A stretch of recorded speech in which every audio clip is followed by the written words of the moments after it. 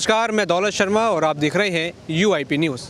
इस समय मैं मौजूद हूं राजघाट पावर हाउस पर, जहां पर 10,792 सिविल डिफेंस कर्मचारी अपने रोजगार की राह देख रहे हैं। सरकार बदलेगी तब कुछ होगा, ये उम्मीदें थी, सरकार बदल गई। अब क्या कार्रवाई हो रही है, कैसे वो अपना मनोबल बढ़ा रहे हैं, और पिछले 17 महीने से लगभग अब 17 महीने उनको यहाँ पर होने वाले हैं, लेकिन पिछले 17 महीनों से क्या क्या हुआ, कैसे हुआ और अब क्या होने वाला है। जो सरकार नई आई है, जहां इनको उम्मीदें थी, जब हम पिछली बार आए थे सब बड़ी उम्मीदों में थे, लेकिन अभी कहीं थोड़ी बहुत हताशा नज़र आ रही है, क्योंकि जो उम्मीदें थी वो कहीं ना कहीं टूट रही हैं। क्योंकि अभी तक जो सरकार आ चुकी है, बात तो कई सारी हुई, लेकिन बात अभी रोजगार की बन नहीं पाई। लेकिन ये बात कब बनेगी, कैसे बनेगी, आइए इनसे ही जानते हैं। और ये 17 महीनों का सफ़र कैसे रहा, जहाँ बात बनती रही, बिगड़ती रही, ये सब चीज़ें यहाँ पर होती रही। जी, सबसे पहले तो आपका नाम बताइए और क्या 17 महीने लगातार हुआ और अब नई सरकार आ गई है। पिछली बार जब हम आए थे काफ़ी उम्मीदें आप लोगों को थी, ये उम्मीदें अभी भी बरकरार हैं या फिर वो सरकार भी दगा कर रही है? नमस्कार, मेरा नाम विनोद कुमार पाल है। पिछली सरकार जो थी वो चली गई। अब जो सरकार है, अब वो क्या कार्य करेगी वो सोचने वाली बातें हैं। लेकिन हमें उम्मीद है कि जो अब सरकार आई है दिल्ली गवर्नमेंट में, वो जल्द से जल्द हमारे कार्य पर को करेगी। इतनी उम्मीद हम भी लगा करके बैठे हुए हैं। और ये धरना प्रदर्शन केवल एक व्यक्ति का नहीं है, ये 10,792 भाई बहनों का है। फ़र्क सिर्फ इतना है, सभी लोगों का आ पाना मुश्किल होता है, बहुत सारी समस्याएं होती हैं, बहुत सारी दिक्कतें होती हैं। जिन दिक्कतों को झेल करके वो अपने परिवार का किसी तरीके से भरण पोषण कर रहे हैं, वह उनके लिए बड़ी ही सोचने वाली बातें हैं। लेकिन रोज़गार तो सभी को चाहिए। क्या अब तक मुख्यमंत्री हों, चाहे अन्य मंत्री हों या विधायक हों, जिन्होंने आपकी बात पहले भी रखी थी, उनसे कुछ बातचीत हुई या उनसे आपके काम के लिए कोई भी बात आगे बढ़ी हो? अभी जो दिल्ली प्रदेश के बीजेपी के प्रदेश अध्यक्ष जी हैं, उनसे भी मुलाकात हुई थी।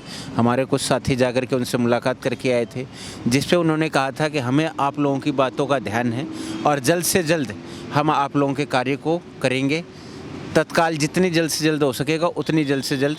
लेकिन जब उन्होंने हमें वक्त ही पहले ही ये दिया हो कि कम से कम 60 दिनों में हम आपके कार्य को कर देंगे, तो हम भी सोच रहे हैं कि भाई 60 दिनों के अंदर अंदर तो वो कार्य कर ही देंगे।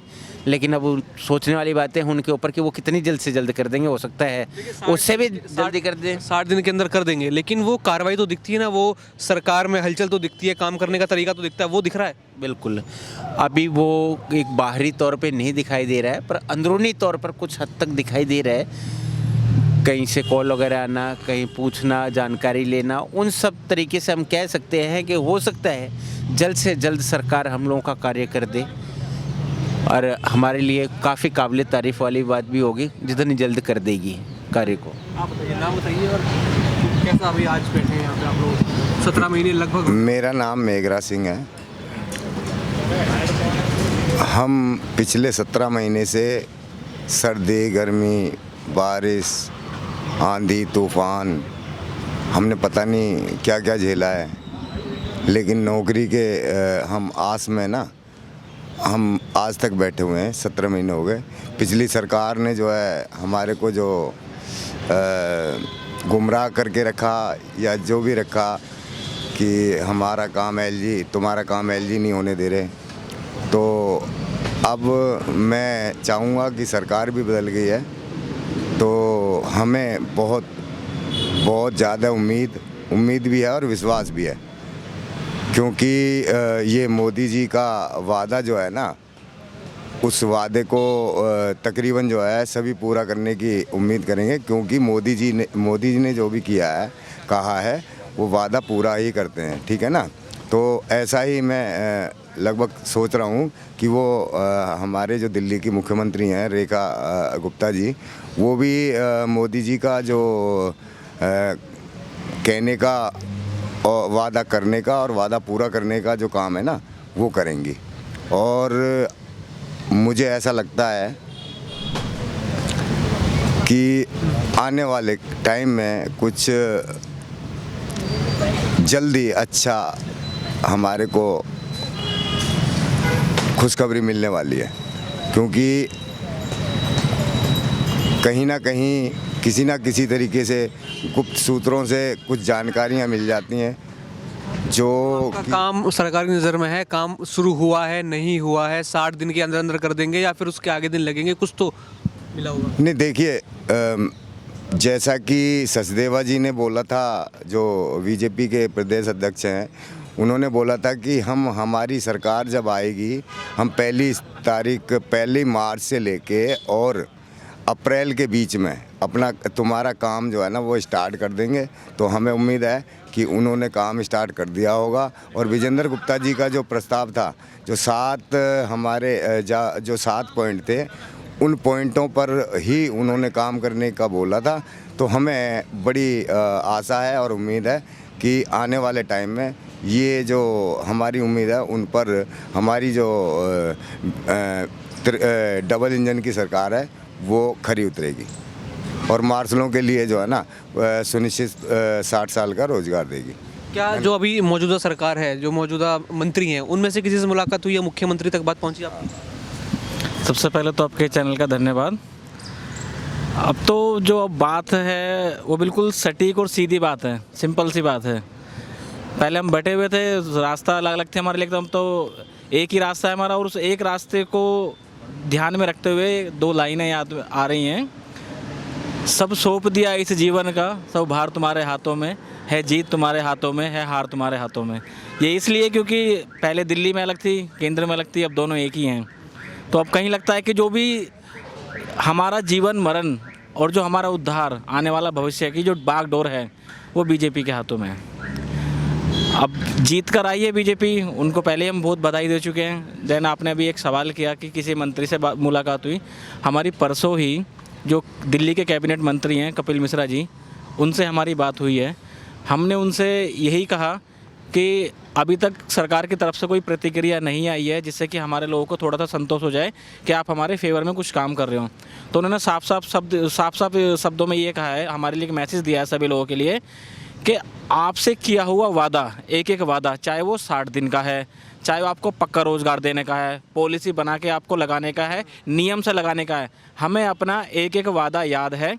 आप लोग सिर्फ इतना ध्यान रखिए कि ये सिर्फ प्रेस कॉन्फ्रेंस करने से या बयान देने से कुछ नहीं होगा। हम वाकई में चाहते हैं कि आपके लिए काम करें, तो आपको सिर्फ काम से मतलब होना चाहिए। आप लोग सिर्फ समय का थोड़ा सा इंतज़ार कीजिए। उन्होंने अप्रैल के अंत तक ये कहा है कि आपको जल्द ही इसमें अच्छी खबर मिलेगी। और जो विजेंद्र गुप्ता जी और सचदेवा जी ने कहा है, चाहे उन्होंने कोई भी बयान दिया हो हमारी नौकरी से रिलेटेड, तो उन्होंने कहा है कि हम अपने हर एक बयान पर वचनबद्ध हैं, हम आपके लिए काम करेंगे। जैसे अप्रैल के एंड तक आपने बोला, तो क्या अप्रैल के एंड तक भी आप लोग यहीं बैठे रहेंगे? जी, ये तो उन्होंने भी कहा है कि जब तक आपका चल रहा है, प्रोडक्ट चल रहा है, आप शांतिपूर्वक चलाते रहिए और उसके बीच में हम काम करेंगे। देखिए, मुझे लग रहा है कि जैसे आपने अभी हमारे साथी से सवाल किया था कि क्या लग रहा है कि बीजेपी में कुछ हलचल है हमारे काम को लेके, तो ये तो मुझे वैसे ही लग रहा है, बिल्कुल जैसे बीजेपी जीतने के बाद में सीएम चेहरा सबसे लास्ट में लेकर आई ना, तो मुझे भी लग रहा है कुछ ये हमारे लिए बहुत जल्दी बड़ा सरप्राइज़ देने वाले हैं। बेशक बता नहीं रहे हैं कितना काम हुआ है या कहाँ तक हमारा काम पहुँच गया है, लेकिन कुछ ना कुछ अंदर चल रहा है। ये हो सकता है कि जैसे कपिल मिश्रा जी ने कहा था कि अप्रैल के बीच में या अंत तक आपको एक अच्छा सा सरप्राइज़ देंगे ताकि आप लोगों के चेहरे पर खुशी आ जाए, है ना। तो हम भी उसी का इंतजार कर रहे हैं। कल हमारे 7 से 8 लोग परसों गए थे, तो बहुत ही अच्छी हमारी सकारात्मक बात रही थी। और आने वाले दिनों में हम ये कोशिश ये करेंगे कि जो दिल्ली की मुख्यमंत्री हैं, हम उनसे भी मुलाकात करें, उन्हें भी ज्ञापन दें। जैसे कि अभी बताया था, जो ज्ञापन का दौर था, अब ज्ञापन वो वाला ज्ञापन रहा नहीं है कि हम अपना दुख दर्द बता रहे हैं, वो सब कुछ पता है। अब जो ज्ञापन हम दे रहे हैं, चाहे वो कपिल मिश्रा जी को दिया है या हम सीएम को देने जाएंगे, उसमें हम सिर्फ उनको उनके वादा याद दिलाएंगे कि जी दिल्ली बीजेपी की तरफ से ये वादे हमसे किए गए थे, चाहे वो अध्यक्ष जी हों या स्पीकर हों, उन्होंने हमसे ये वादे किए थे, तो हमें तो सिर्फ उनको उनका वादा याद दिलाना है। कपिल मिश्रा ने एक बड़ी महत्वपूर्ण बात और कही थी, उन्होंने ये कहा था कि मैं सामने खड़े रहकर आपके काम को कराऊंगा, चाहे मुझे परिवहन मंत्री के पास खुद जाना पड़े या सीएम को साथ लेके खुद जाना पड़े, मैं आपका काम कराऊंगा। लेकिन तब तक आपको, जब आप इतना समय रुक गए हो, तो नई चीज़ें बनी हैं, है ना, पूरा प्रोसेस दोबारा से नया हो रहा है, मंत्रालय पूरा नया गठित हुआ है, तो थोड़ा सा समय लगता है। तो उन्होंने थोड़ा सा समय मांगा है और थोड़ा सा समय हम उन्हें दे रहे हैं।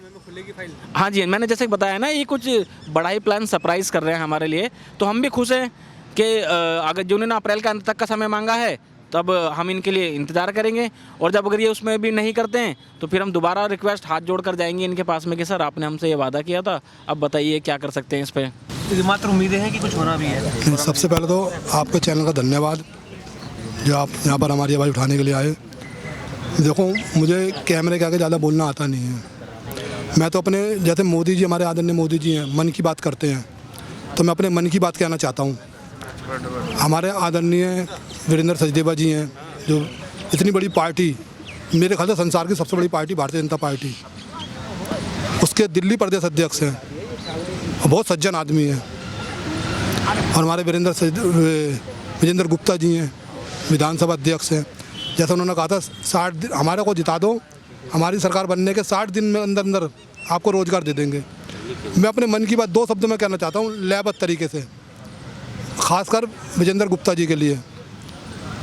पूछो ना कैसे मैंने रैन बिताए, एक पल जैसे एक युग बीता, युग बीते मोह चैन न आए।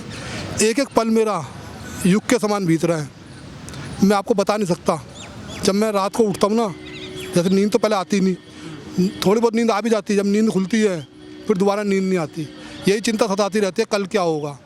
बस मैं 2 शब्दों में इतना ही कहना चाहता हूँ, आप फिर पे जल्दी जल्दी वो 60 दिन हमारा मैं अंदर हमारा काम कर दो, भगवान से प्रार्थना कर दो, भगवान राजी खुशी 60 दिन बीत जाए।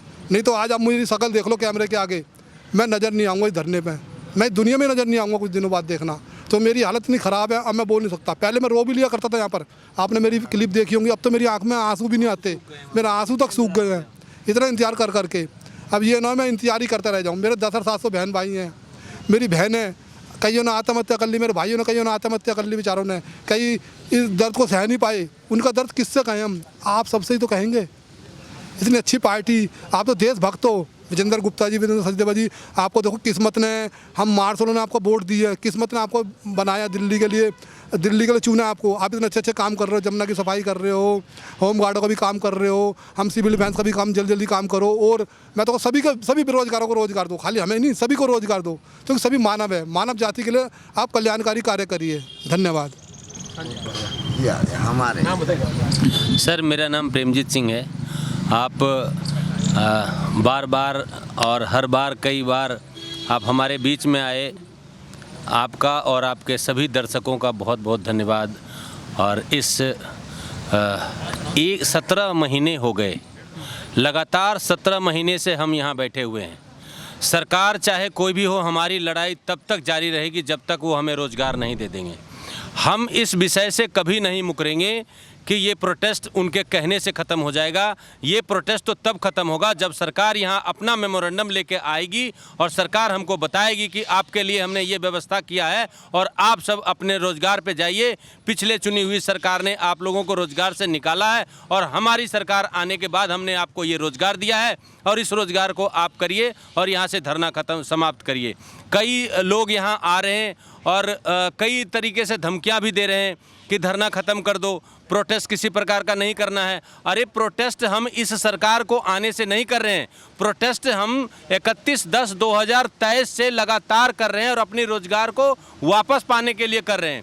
तानाशाह तो हमारे साथ किया गया, तानाशाही तो का शिकार तो हम लोग हुए, बिना सूचना के, बिना नोटिस के।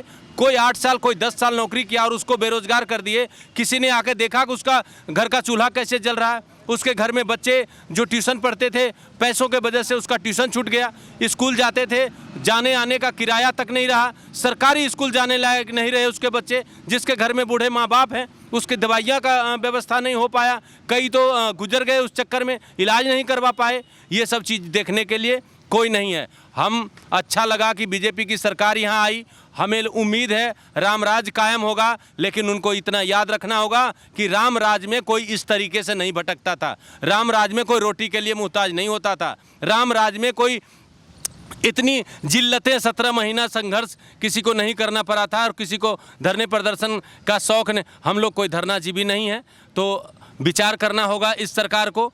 हम आज डीएम ऑफिस गए थे, वहाँ पे बुरी तरीके से रिश्वतखोरी चल रही है, उस पर भी ध्यान देना पड़ेगा सरकार को। हम अपने बच्चे के लिए गए थे EWS बनाने, 10,000 रुपये की मांग की गई।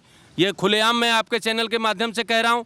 और ये इस तरीके से हमारा दिल्ली चल रहा है, तो इस पे भी दिल्ली सरकार को ध्यान देने की ज़रूरत है। और हम सब गरीब लोग हैं, गरीब परिवार हैं, मध्यम से भी मध्यम वर्ग के लोग हैं। हम तो कुछ करने लायक ही नहीं छोड़े। 8 साल 10 साल जो अपने जीवन का बहुमूल्य समय हमने इनको दे दिया। अब हम कहीं जाते हैं तो हमारे पास कोई ऐसा चीज़ नहीं है, ऐसा कोई एक्सपीरियंस नहीं है कि हम उनको दिखाएं और उस लाइन में हम जाके काम कर लें। हमारा तो एक्सपीरियंस इस तरीके का है कि हम सरकारी महकमे में काम किए हैं, कोई ड्राइवर, कोई PSO, कोई मार्शल, कोई कंडक्टर, कोई कुछ इस तरीके से काम किया है। और दिल्ली सरकार के 40 संस्थानों को बड़ी ईमानदारी से और बड़ी मेहनत से संभाला है। उसी बीच में कोविड आया है। आप लोगों ने देखा होगा कि कोविड के समय में हम लोगों ने अपने जान की बाजी लगा के हमने दिल्ली का रक्षा किया है। हमें खुद 3 बार कोविड हो गया, लेकिन हमें पता तब चला जब कोविड ख़त्म हो गया और हमारी टेस्ट हुई, तब हमें पता चला कि 3 बार हमें कोविड अपने चपेट में लेकर और चला भी गया। और हम काम में इतने मस्त रहे, एयरपोर्ट से लेकर कंटेनमेंट जोन तक सभी पूरे दिल्ली को ऐसे संभाला जब कोई कहीं नहीं था, उस वक्त कोई नज़र आ रहा था तो दिल्ली का यही महिला पुरुष जवान सिविल डिफेंस, जो अपने माँ बाप का नहीं, बेटा बहू का नहीं, और उस समय अगर कोई था तो वो दिल्ली का सिविल डिफेंस था। कंधा देने वाला कोई नहीं था एक दूसरे को। उस समय भी अगर कोई था तो सिविल डिफेंस था। शमशान घाट से लेके हॉस्पिटल तक, हॉस्पिटल से लेके एयरपोर्ट तक, एयरपोर्ट से लेके कंटेनमेंट जोन तक, सभी जगह दिल्ली सिविल डिफेंस ने इतना मेहनत किया है। उसके बावजूद भी इसका ये दशा हो रहा है, तो ऐसी राजनीति तो नहीं करना चाहिए। हम हाथ जोड़कर निवेदन करते हैं दिल्ली सरकार से जल्द हम लोगों का कहीं ना कहीं व्यवस्था करें और हम सब का भी घर परिवार है वो आपके माध्यम से चल सके। जय हिंद। तो सुना आपने कि उम्मीदें अभी भी बरकरार हैं। देखेंगे अप्रैल के आखिर तक कि 60 दिन जब हो जाएंगे और सरकार तब तक क्या करके देगी, क्योंकि बीजेपी ने वादा किया है कि उनकी सरकार आते ही ये जितने भी बेरोजगार बस मार्शल हैं या फिर दिल्ली सिविल डिफेंस के कर्मचारी हैं, इनको रोज़गार मिलेगा। अब ये देखना है कि रोज़गार कब तक मिलेगा, ये 60 दिन पूरे होंगे तब तक क्या होने वाला है।